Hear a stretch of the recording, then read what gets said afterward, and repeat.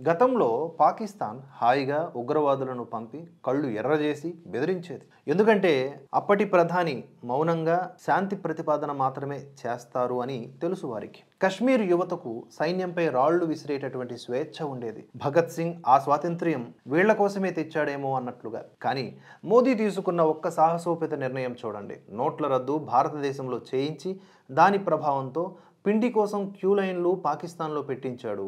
నోట్ల రద్దు మన భారతీయులకు అర్థం కాకపోయినా పాకిస్తాన్కు చాలా బాగా అర్థమయ్యేలా చేశాడు. ఉగ్రవాదులకు జీతాలు ఇవ్వాలంటేనే వారికి గుండె గుబేలంది.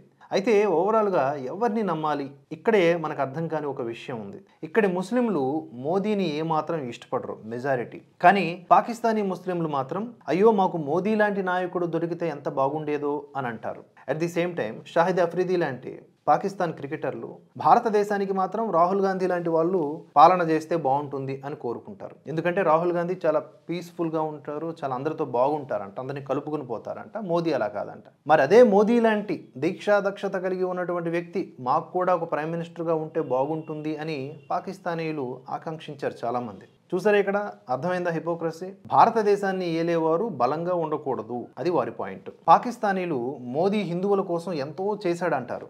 కానీ ఇక్కడ హిందువులు మోదీ మా కోసం చేసిందేమీ లేదు అంటారు. సో ఇప్పుడు చెప్పండి, ఎవరిని నమ్మాలి? అసాధ్యం అనుకున్నవి 70 ఏళ్లుగా మన దేశంలో మన భగవంతుడికి గుడి లేదు, రాముడికి. అది కూడా నిర్మాణమైంది. దాని స్థాపన భాగ్యం మోదీ గారి చేతుల్లో ఉండటం వల్ల చాలామందికి ఈర్ష్య అనేది రావడం సహజమే.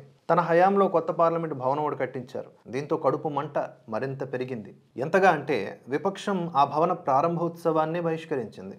కశ్మీర్ నుంచి ఆర్టికల్ 370 ఎప్పటికీ తొలగదు అనేది అందరి నమ్మకం. ఫారూక్ అయితే 370ని ముట్టుకుంటే భారతదేశ జెండా ఎగరవేసే చెయ్యే ఉండదు అని బహిరంగంగా వార్నింగ్ ఇచ్చారు. కానీ ఆ జెండా కూడా ఎగిరింది, దాన్ని ఎగరేసే చేతులు కూడా దొరికాయి. పాకిస్తాన్ గగ్గోలు పెట్టింది. ఐక్యరాజ్య సమితి కూడా ఏమీ చేయలేకపోయింది. 1400 ఏళ్ల నాటి ట్రిపుల్ తలాక్ చట్టాన్ని కూడా రద్దు చేశారు. ముస్లిం మహిళలు చాలా సంతోషించి మోదీకి ఓట్లు గుప్పిస్తారు అని అనుకున్నారు. కానీ ప్రాక్టికల్గా అది కనిపించలేదు అని కొంతమంది అంటారు.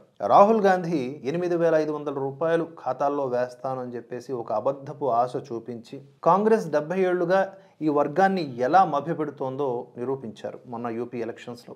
ఏమీ ఇవ్వకుండానే ఈ పని కాంగ్రెస్ చేయగలదని చూపించారు.